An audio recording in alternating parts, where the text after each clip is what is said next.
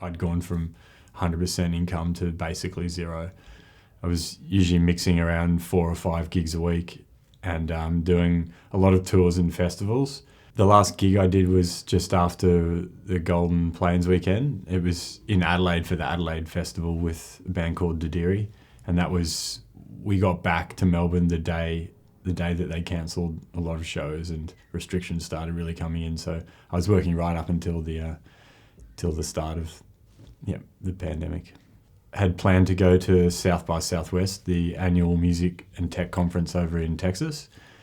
And that was actually cancelled just before it was about to happen in early April. So I was going to do that and then was looking at a possible tour in Europe and UK later in the year, and then a national tour in November through Australia and New Zealand.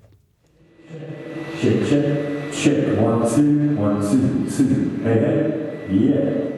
A sound engineer is the person that looks after the front of house sound for the audience and usually the stage sounds. So that's the monitors for the musicians so that they can hear what they're playing and what they're singing. So I'm freelance, so I often do both in the smaller venues and also do a bit of studio work as well.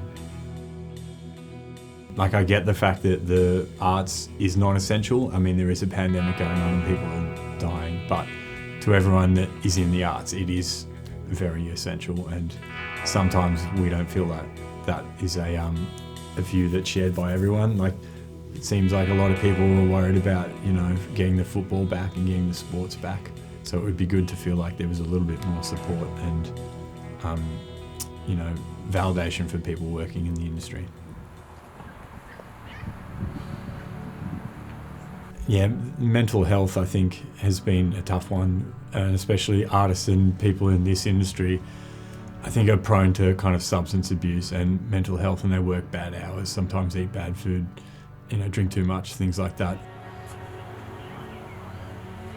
Musicians get a lot of their self-worth from how their music is going, and they're so personally invested in it that when they release a great song or an album or they do a gig, they feel great, they're on top of the world. But then when they're unable to work or play shows and have that connection and have that outlet, I think they take it personally. And unfortunately, we lost a few musicians to suicide and drug overdose during the pandemic, and that's just a side effect of I think not having that connection and feeling like, when's it going to end and when am I going to be able to do the thing that I love. I heard a lot of people say that once things open up again, that they're really going to enjoy it and not take it for granted. So that's given people a big perspective on how good we actually had it, and to take that away, and then when it comes back again, hopefully it will be appreciated in a different way.